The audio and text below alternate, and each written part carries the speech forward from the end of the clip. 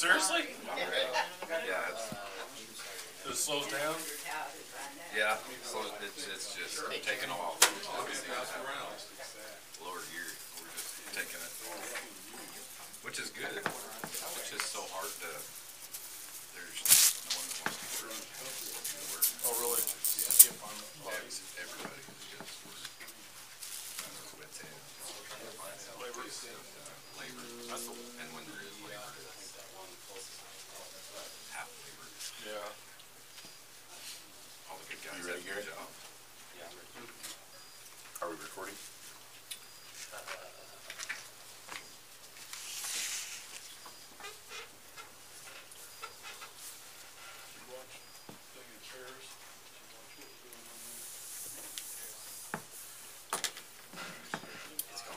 You guys recording? Okay. We'll go ahead and open the work session and turn it over to Mr. Tyson. Thank you. I almost cannot believe this is actually happening. It is actually happening. Third We're time's actually charm. going to have this workshop. And I'm going to show you here in just a minute some of the work that we've been doing. But before we get to that, I want to mention that everything I show you up here, although I'm the person talking about it, that doesn't mean I actually did any of this, really. This is a lot of work that's done mostly by the people sitting there in the audience. So I don't want that to go unsaid. There's a lot of work that has gone on the last year that has brought us to where we are, and I want to make sure that those people get recognized. So, we've been at, I think it may have been a year since we've had a workshop about this particular topic. So, just as sort of a background, I want to start with, what has been going on that whole time, because I'm sure you're curious. I know I would be curious about that if I were you. So, how did we get to where we are? We started, if some of you recall, probably about a year and a half ago now, with sort of laying some ground rules for how this was going to go. Right, so I want to give a little bit of retrospective on that. We initially formed what we're calling the project team, the SOAR project team, made up of a variety of different departments. The idea here is that we did not want this to be a community development department thing. That, I believe, is a mistake. I believe it's a mistake in the formulation of this kind of information. I think it's a mistake after we move forward with SOAR. I think that's a mistake. I think the community development department in and of itself has a role to play, but it's just a limited role, and it takes all of us to be successful in this. We also started out with values alignment, right? Each one of these, I'm not going to take the time to go through one of these, but we articulated how each one of the city's core values would be reflected in this project. And so if you're thinking about these, if you're familiar with these, I believe as we go through this, you will see those values reflected in every slide, in all of the work that we've done and all that we plan to do. The same with these guiding principles, which have been extremely important to the formulation of where we're at and where we're going to go. There's been a lot of conversations internally and with our consultants where these things have been very helpful, and they have actually served to guide our decisions. And be in meetings where the consultants would say, here's what cities typically do, and we've been guided by these things to say, hey, that's not where we're going. We have some principles that are guiding us here that are going to gotten us to where we are, and are going to take us to where we want to be. So we've been doing a lot of data collection over the last year. We've been collecting a lot of community feedback from the citizen survey that we did last year. If you recall that, we dug into that data, gleaned quite a bit of insight from that has been very helpful. The Parks Department dug in even further on their end to try to find out particular information. All of this meant to find out who are we dealing with when we talk about the community, the city, the people that are here. Who are they? What are they like? What do they like? What are their preferences? What is their perspective on some of the issues that are important to us? We've also done some population projections that have been foundational to a lot of the other work that we've done. We started with doing some historical trends. So you can see here the historical trend of population growth here in Republic, which really began to explode in the year 2000. And so this is a good indicator of possibly what sort of growth we might see moving forward between 2020 and 2040. However, we wanted to be cautious about just because we have grown at this clip doesn't necessarily mean we're going to continue to grow at this clip, right? So we wanted to sort of temper that. So what we did is we projected population by a variety of different mathematical methods, right? Some of them being designed to just take the historical trend and plot that out into the future. Others were a little bit more sophisticated, borrowing from what are the population populations of the communities around you, how fast are those growing? What is the population of the state of Missouri? How fast is that growing? And using that to sort of regulate how fast we think we're going to grow in the future. So we did this a variety of different ways. Some ways we kicked out and ultimately landed with these three that we felt were reliable. And then we brought those together into what was our final projection, which brings us to approximately 39,000 people in the year 2040, which would be tremendous growth at any rate. But once we saw that figure, we wanted to be able to validate that somehow, which was important to me. I didn't want to put some number out there and then plan all of our capital improvements and all of our land uses around something that we couldn't somehow validate beyond just that the math was good. Or we knew the math was good, but what we want to know is this realistic? So we set out to find some other republics across the nation. We wanted to find some other communities that were us 20 years ago. So we went searching for communities that were like us in some key characteristics. We wanted to find some communities that were roughly our size 20 years ago, that were located adjacent to a much larger municipality, that were bisected by a major highway, right? So that had a highway commercial. So we looked for all these various characteristics. We wanted to find where are some other republics and how fast did they grow over 20 years? How fast did they get to where we think we're going to be in 2040? And here's what we found. So we found a number of these, and we just have three shown here. The red line shows what we are projecting. The other lines show those sort of other republics and what their rate of growth was over the same time period. Right? So what this told us was that we're not completely off base with these projections. These projections, other cities have grown, because sort of what worried me was that's a lot of growth. You know, I don't want, like I said, I don't want to put that out there and then have it be not realistic, because then we will have overplanned. This tells me it's totally realistic. Other communities have been growing at this rate. And it's totally realistic for us to expect to be able to grow at this rate as well, if not faster. We've also studied our retail trade area in detail. What this map shows you here is the redder the color of the map, the more likely those people are to be driving into Republic to do retail shopping for goods and for services, right? So you can sort of see, if you think about it as like gravitational pull, you see the pull that Aurora has at the limits of where our trade area is, and you see the pull that Springfield has to the east. Right, so you can see that we have quite a bit of influence over a territory much, much, much larger than just our city limits, right? And the reason, and if you were to compare this to some other outlying communities of Springfield, what we have found is ours is actually slightly larger. We have a little bit larger influence, and it is because we have been gifted with transportation facilities that make this possible. People can get to Republic efficiently to do some shopping and to obtain some services. It's something worth talking about. It's something, this is information worth sharing. It's information worth planning for, in terms of we need to protect that and we need to build on that, because it presents an opportunity to grow this trade area and bring in more wealth to the people in our community, to the businesses in our community. We've also been studying our transportation system. Where are people driving from? Where are they going to? What routes are they taking? And how can we use that information to plan our transportation infrastructure? The people that are coming to Republic and going through Republic, where are they coming from? Where are they going to? Right? And what's the purpose of those trips? We've looked at our inflow-outflow rates. The people that are here, how many of them are staying here and just driving around town? How many of them are leaving here during the day and going somewhere else? What this shows you is our inflow is a little bit less than 3,500. Those are people outside coming in during the day. Our outflow is over 6,000. Those are people here going out. And then we have about 1,000 people that just sort of circulate here, right? So we got a lot of people going to Springfield, which you could probably guess, but this just validates that. And it also drives home the point that we cannot allow ourselves to be cut off from Springfield. We cannot allow those routes that take you east to where a lot of our people are working and where a lot of our people are doing their business. Those are critical routes, right? Living in Republic will become less desirable if you cut that off. That's just too many people.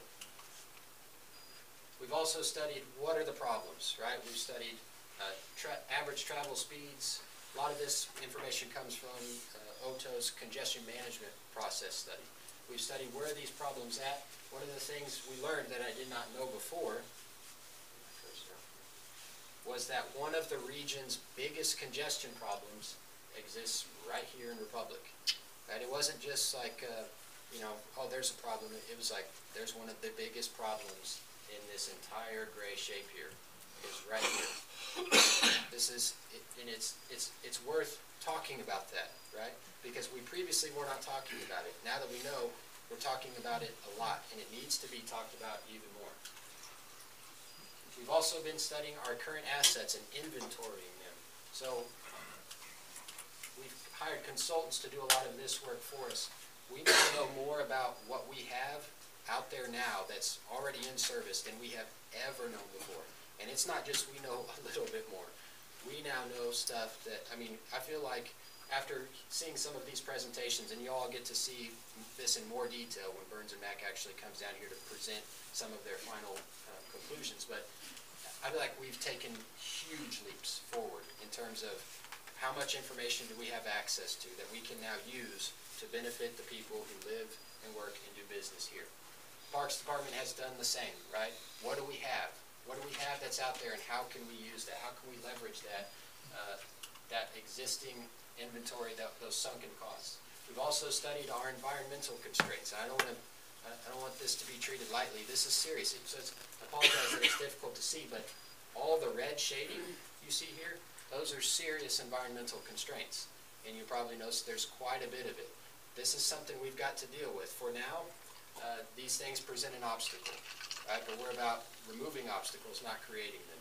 So finding ways to deal with these environmental constraints will be very important over the next 20 years. These consist of floodplains and sinkholes, and I've sort of had a mantra going through this, that transportation drives everything, but in a lot of ways, these environmental constraints sometimes drive transportation, right? They limit, you can sort of see the yellow lines here are the roads and how they sort of dodge the floodplains. That's because bridges are expensive, right? So in a lot of ways, these constraints are important to know. We need to know where they're at. We need to know how serious they are. And we need a plan for how we're going to deal with them. We've also been analyzing this data. One of the first things we did once we had those population projections was to perform a build-out analysis, right? So how many people will we have in 2040? We know that now.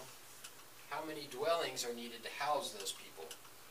How much land is needed to facilitate that many dwellings? How much commercial land use will there be proportionate to that much residential land? And then how much total land is needed to fulfill all of that?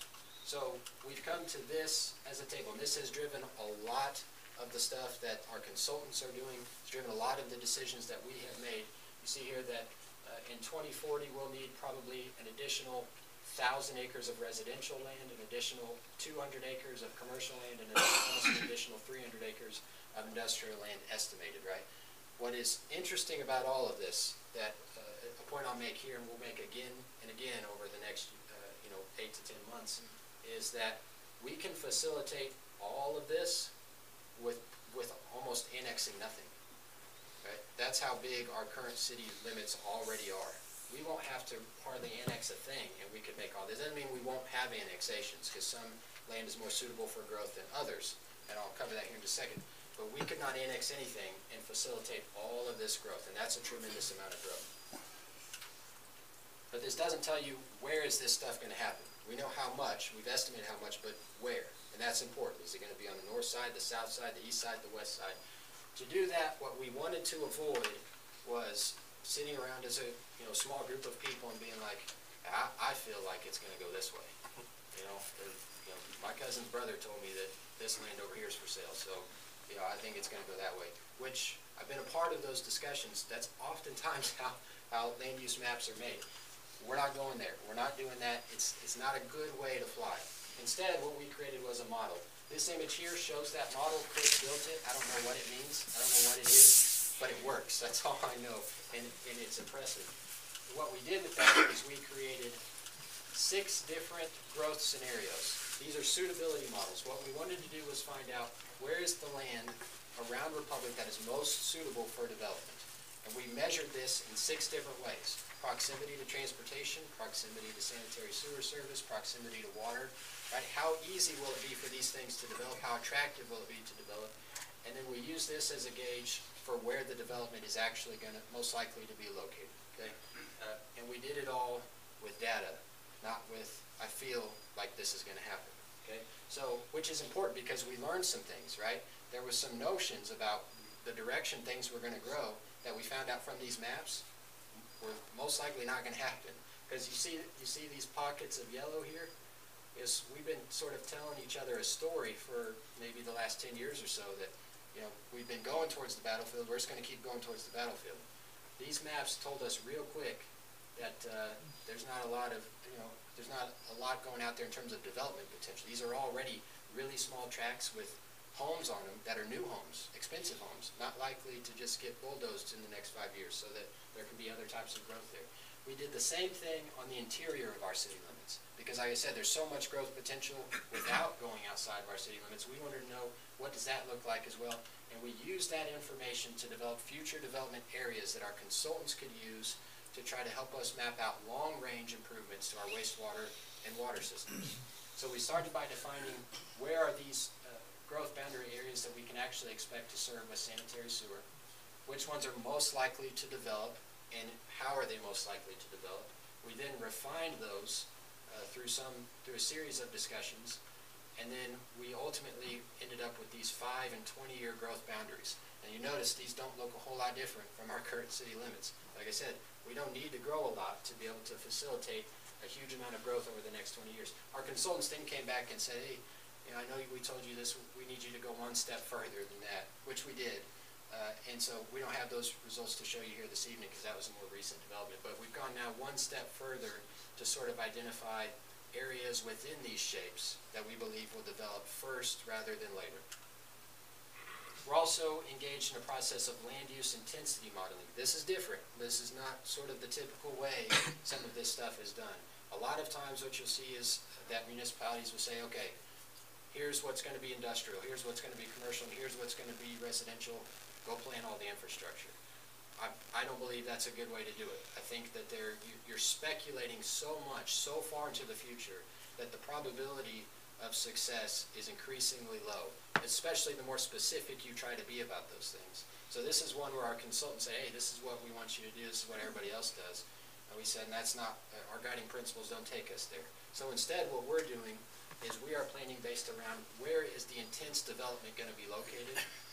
It could be residential, could be commercial, could be industrial, could be any of those things. We don't necessarily know. What we need to know is this is where the most intense development is most likely to be.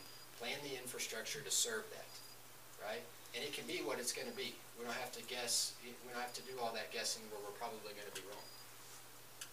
We've also, this isn't done yet, but we will have relatively soon, I believe, utility models. This to me, I probably won't get to play with this a whole lot, but this to me is one of the coolest things that will come out of the work that these consultants are doing for us is we will have our wastewater and water systems modeled so that we can test, we can experiment, we can find weak points, we can propose new developments, we can use this to inform our rezone decisions, we can see the impacts of proposals on our system. How is our system going to respond to a new 10-inch main here? How is our system going to respond to a new user over here?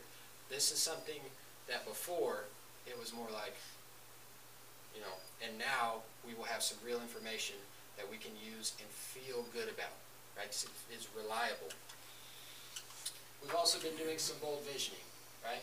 There's a lot, I mean, Republic is in a lot of ways a very blank canvas. What could that possibly look like over the next 20 years? The reality is it's probably going to look very, very different. It's probably going to go from a field to looking maybe something more like that. How are we going to adapt our infrastructure in ways that are bold, right? What are we going to do there that maybe is thinking a little bit beyond the conventional? And I want to focus on this. I think the Parks Department does this as well as anybody I've ever seen in terms of focusing on what's the next thing we're going to do, and let's do it the right way. Let's do it big, and let's not be scared of doing it big. So I want to move on from that, because what I don't want is for that stuff to be, I could give a whole presentation on that, but my concern would be that then it becomes a distraction of sorts, right? You show up a lot of fancy data, a lot of cool looking maps, and then you sort of get this impression that that's what this thing is, that's what SOAR is that's the work product right there, and it's not, right? What we are after here is that SOAR is a planning process. I've been referring to it not as a comprehensive plan, but as comprehensive planning. right? So comprehensive planning is a process. It's something you do, not something you have. Okay, so we've given everybody some glasses and some mugs and some t-shirts, not because those things can be fun. We're not giving them to you so you can have fun. We're giving them to you so that they'll be symbols. We wanted some durable symbols. Right, we've got some coffee mugs across the street that we noticed said Scott Consulting Engineering on them. I think we've got some over here. Those have got to be from like the early to mid-90s, right? Those things are durable. They stick around. This is a 20-year project we're talking about. We wanted something durable so that it would become a symbol. When people saw it, if you see that when you're sitting here, at council, you've got your soda or your Diet Coke, whatever, in your glass, and you think planning is a process, it's something we do, not something we have, like that's a win for me, right? That's what we want these symbols to mean, because a lot of communities end up with a comprehensive plan as something they have, and if it's something we have, it's going to be something that goes in a desk drawer or on a shelf where it probably will stay, right? This is going to be something we will do regularly, right, for at least the next 20 years, if not longer. But what's important is why do this? Because what we're talking about, like I said, is in some ways unconventional. It's not typical. Some of these things they're not what everybody else is doing. Some of these things may not be popular. I don't know. I hope that they are, but maybe they won't be. A lot of what SOAR is going to require city staff members to do more work, to do more difficult work, to spend more time thinking about things, to spend more time actively planning rather than just reaching in a desk drawer to see what the old plan says, right? So why go, I don't just sit around thinking I'd like to make my life more complicated, right? Why do this? And this is important because people don't buy what you do, they buy why you do it, okay? I believe that that's true. So I want to spend a little bit of time talking about why do it this way. To me, this is important because it all boils down to public service, okay? We are all in public service. Everybody in this room is in public service of some kind. And that's important because your why, then, by definition, has to be other people.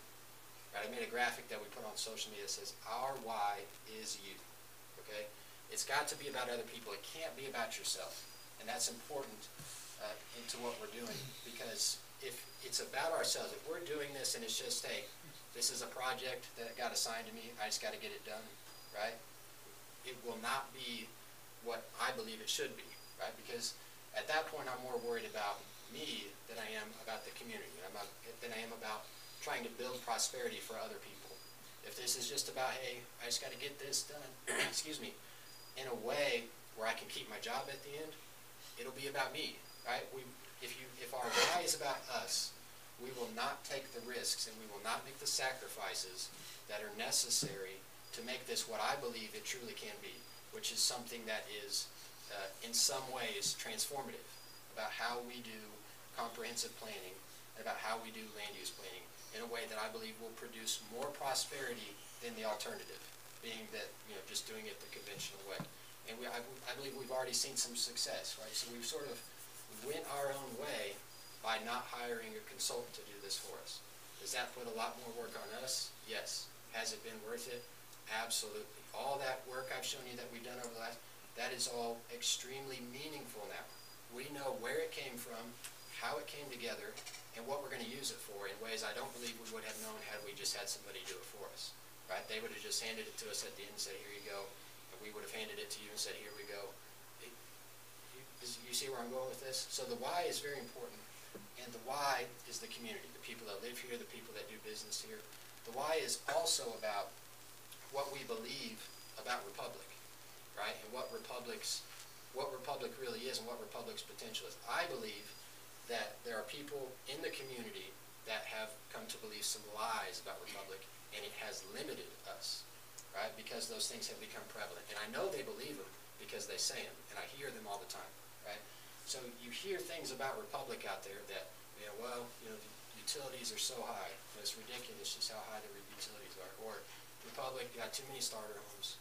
They can't go anywhere with all those starter homes, right? Or Republic pumps its wastewater 12 miles uphill. That's a problem. Republic did this to so-and-so 10 years ago. And people are still talking about these things. And if you buy into that stuff, in the community survey, some of the results that came out showed that the longer, the older you were in age, and the longer you had lived here, the more likely you were to be dissatisfied with the direction the community was going. Right? What that told me was that there's a segment of our population that is worried about that. They're seeing the growth, they're seeing the changes in the faces. And they're seeing new families come in and they're thinking, man, these people aren't from here. I didn't go to high school with them. I don't necessarily know them. They came from somewhere else, right? What sort of values are they bringing? And I think those are legitimate concerns, right? And so but what I've talked about before is you can't buy into that, right? You can't buy into that sort of speculative worry about the new people that are coming here, right? Or about the growth. Because it will limit us. It will become a distraction, and we will not be able to fulfill our potential to seize the opportunities that I'm going to talk about here in just a minute if we buy in to some of those lies. I instead choose to believe what I believe is the truth about what Republic is and about who Republic is. And that's a choice that sometimes you got to make, because you hear that stuff, and if you let it get into your head, it'll affect your thinking too, right?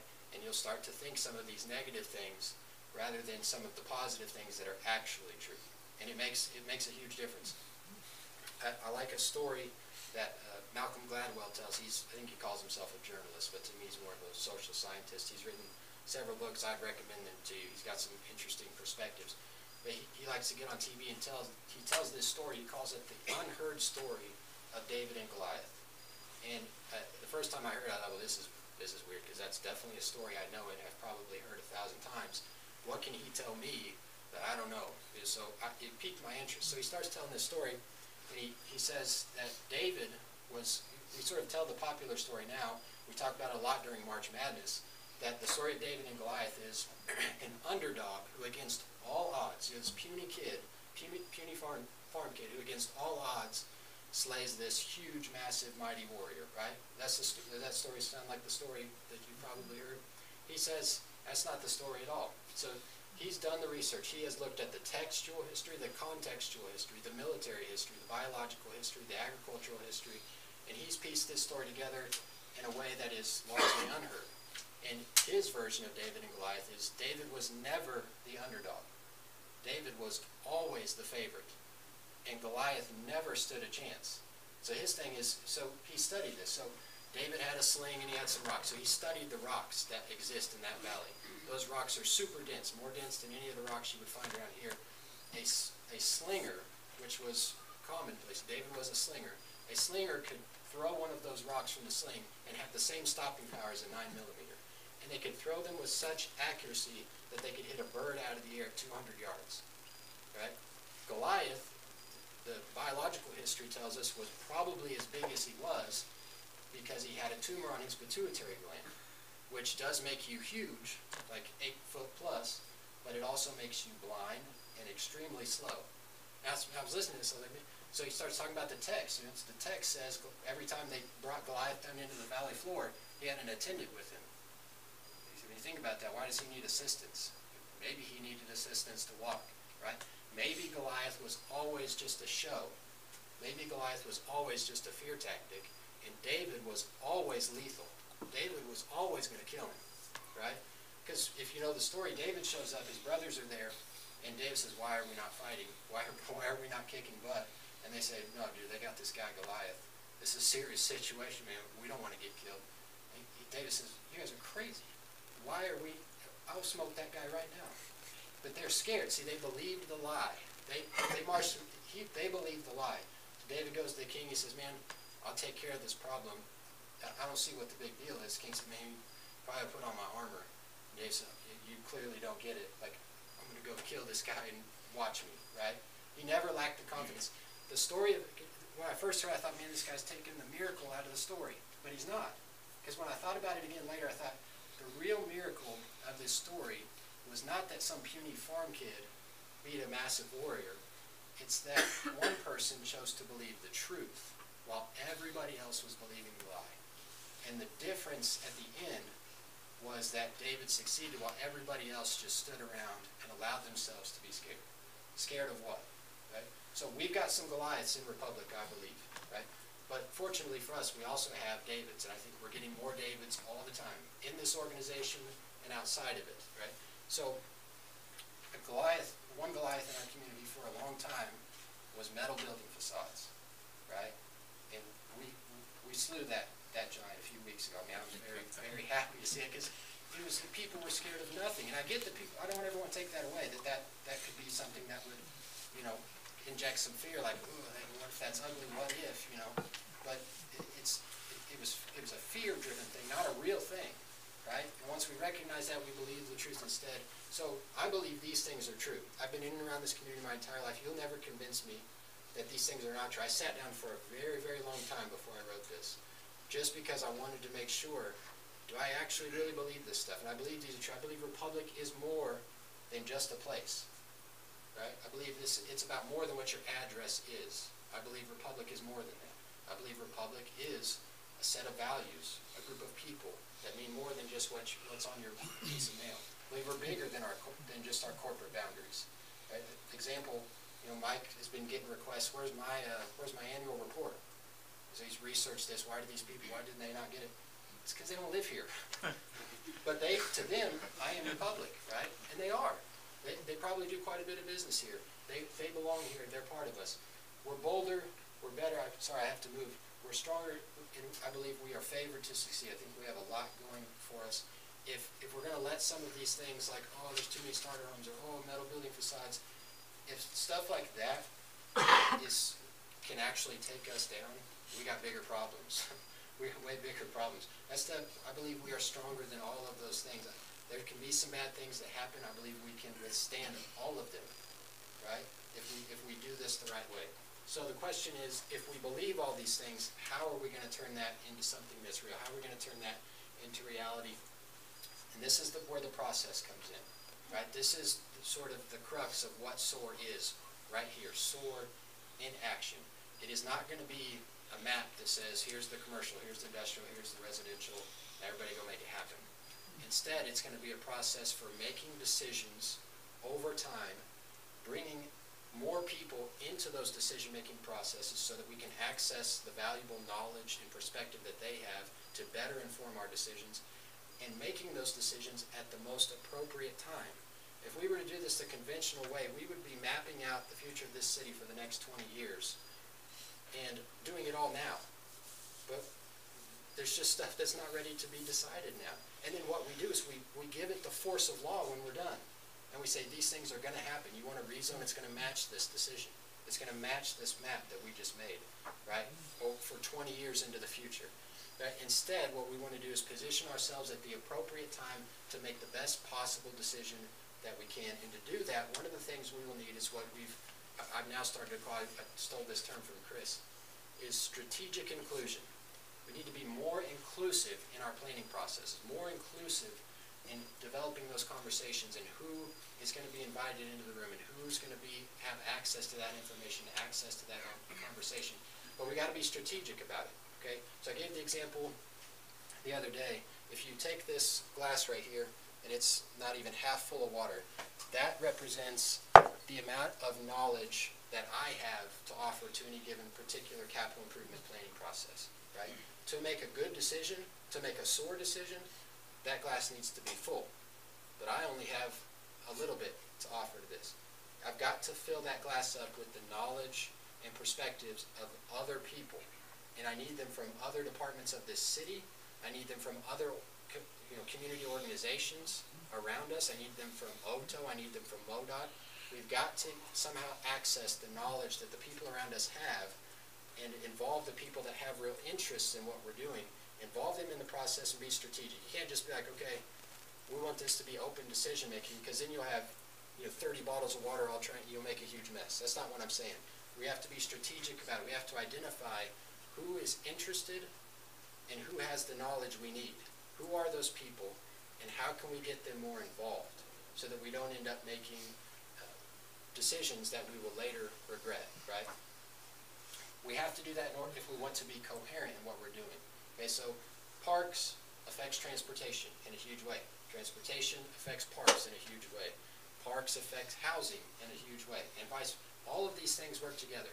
I get that we have this departmental structure here, and that does a lot of good for our operations. It does a lot of good for budgeting. It does a lot of good for personnel management. It does a lot of good for communication.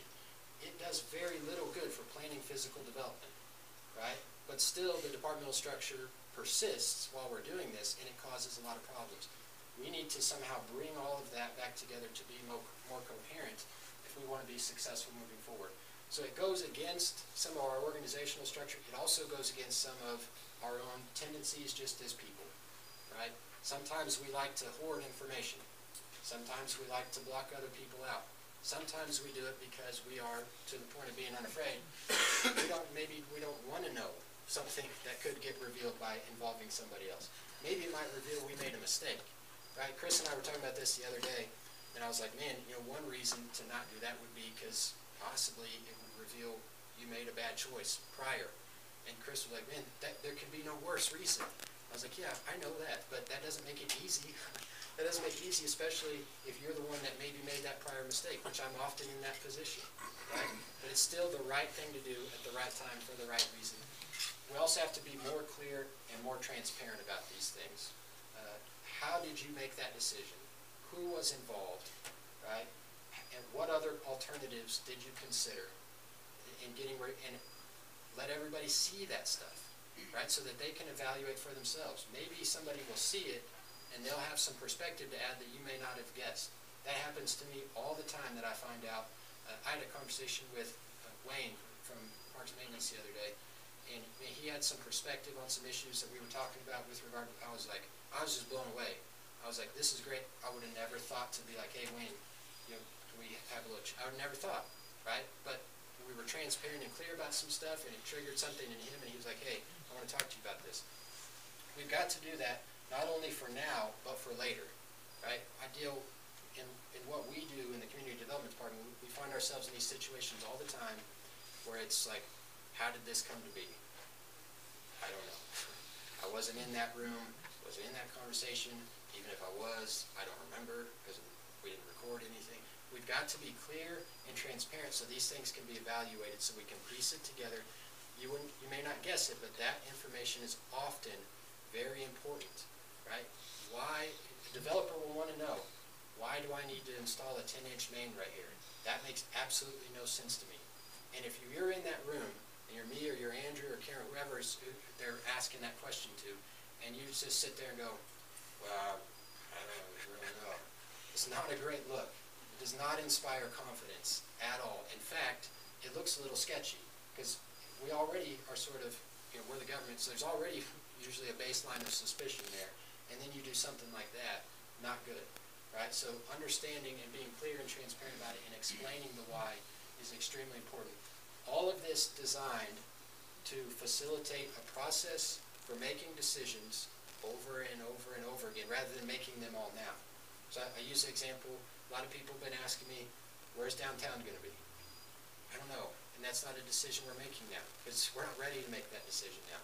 The resources aren't lined up, the interests aren't lined up, right? If we were to make that decision now, and you were to say, okay, where's it going to be? We pick a place, so how do you feel? What do you feel about the validity of that, the reliability of that? I would say, how could you? Unless you've got that stuff lined up, how do you know? And this is a mistake I see a lot of communities have made. It's unfortunate, but they make that decision early on and then they force it, right? And then if the market doesn't follow you, you're in a bad place. You're in a really bad place if the market doesn't follow you after you spend all that money. Because then guess what you have to do? You got to spend more money, right? That's the tendency anyways. That's the temptation. We'll throw more money at it and then the market will follow us. And sometimes the market still doesn't follow you, and you end up with a downtown that is bleeding your city dry of general fund revenue and not producing what you thought it might produce. Right? There will be a time to make that decision. I just don't believe it's right now. And I'm willing to talk to whoever about why I believe that's the case and have that conversation. So just got a few minutes left. I want to get to the what. SOAR stands for Strategic Opportunities Advancing Republic.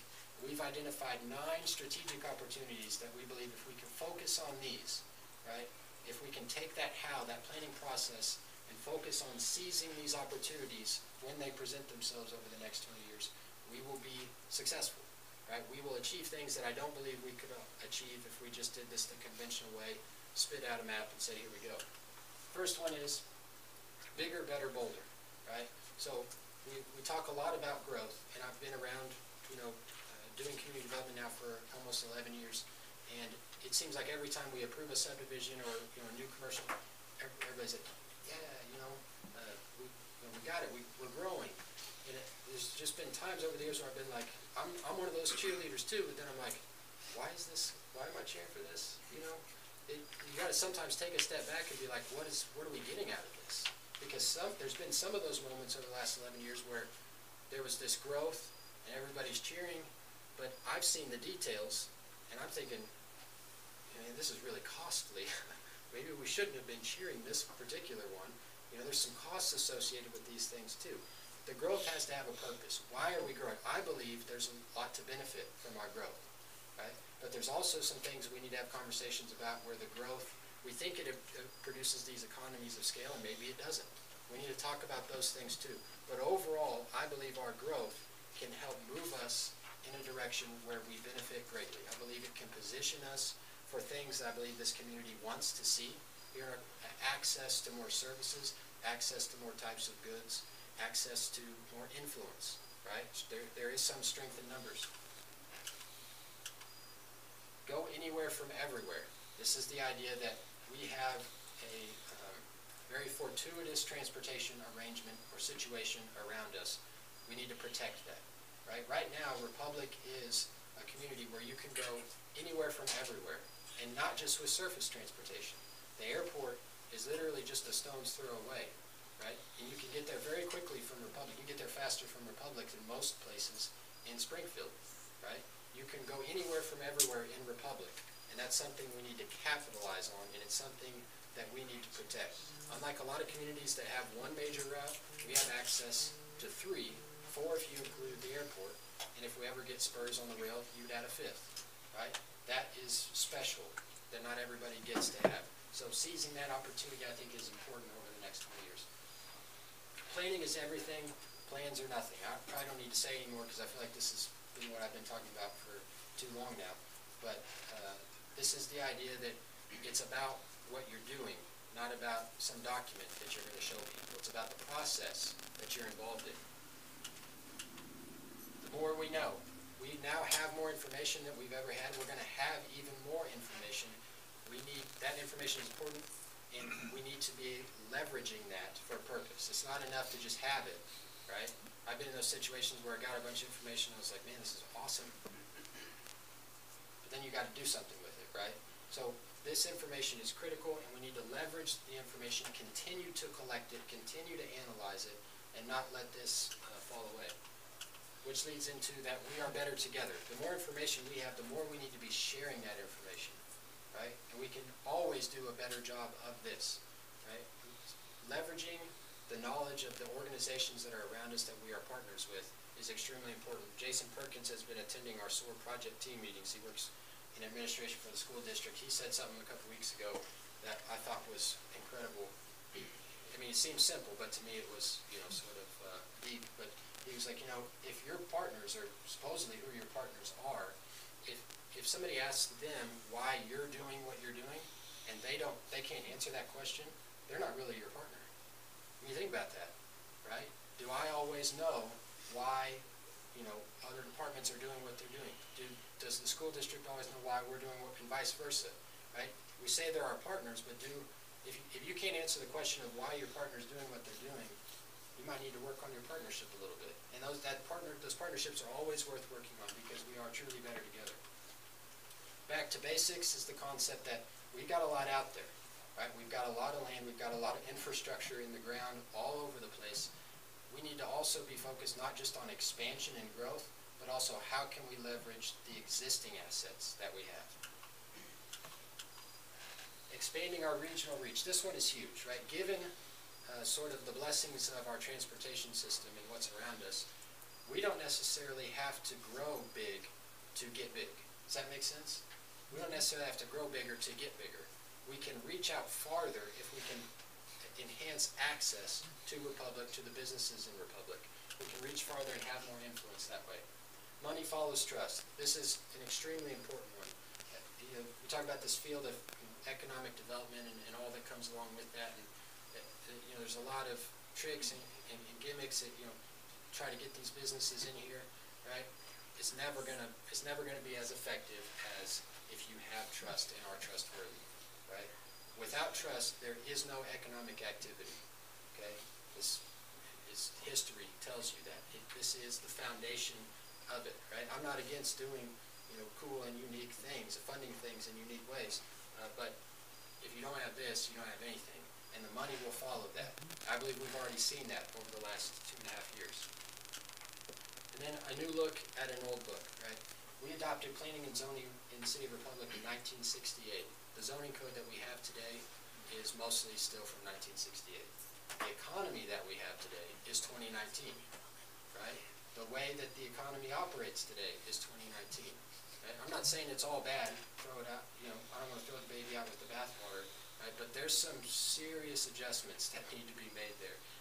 They're there, and they're not being changed, and they are costing us in a huge way. That's coming from the person who was the primary administrator of those codes for the last 10 years. I'm telling you, they're costing us. It's time to take a new look at that zoning code and make some adjustments, and to not be unafraid to do some of that stuff. Okay? And so we'll be talking about all of this more. But those are the strategic opportunities. Mayor, I apologize, I think I went a little bit long, but do we have time for questions? Sure, yeah, absolutely. We have a short video too, so I don't want to neglect that. But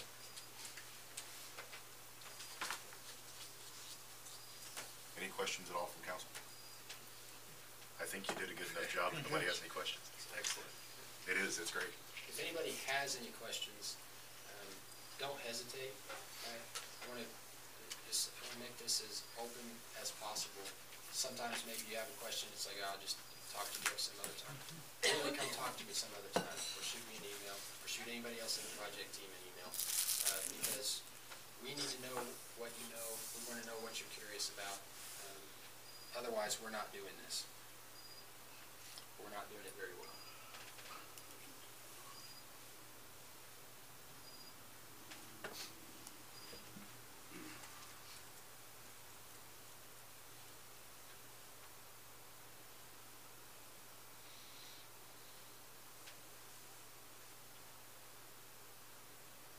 Does anybody see the cursor? I think it's up in the top left, maybe. I saw something around it there.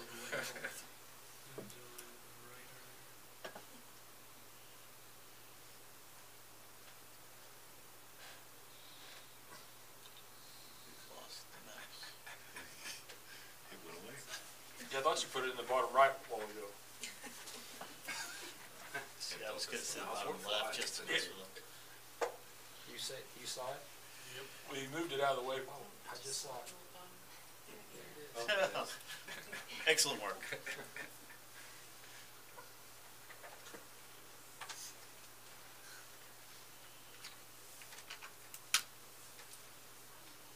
I encourage everybody to visit the SOAR website too. SOAR2040.com. Follow us on Twitter, Facebook, Instagram.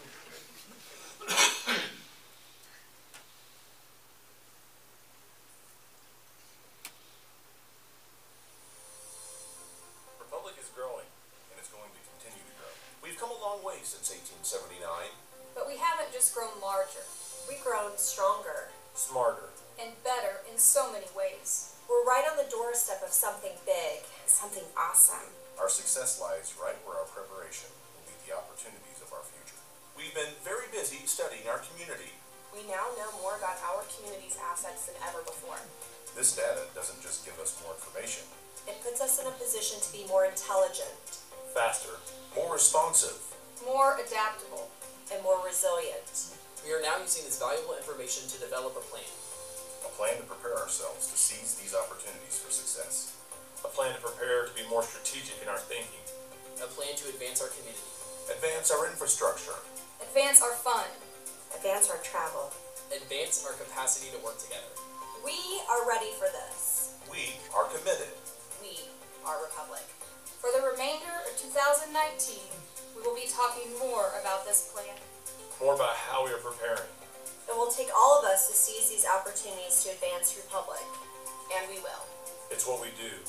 It's who we are. It's who we've always been. And it's who we're going to be. See you in the future.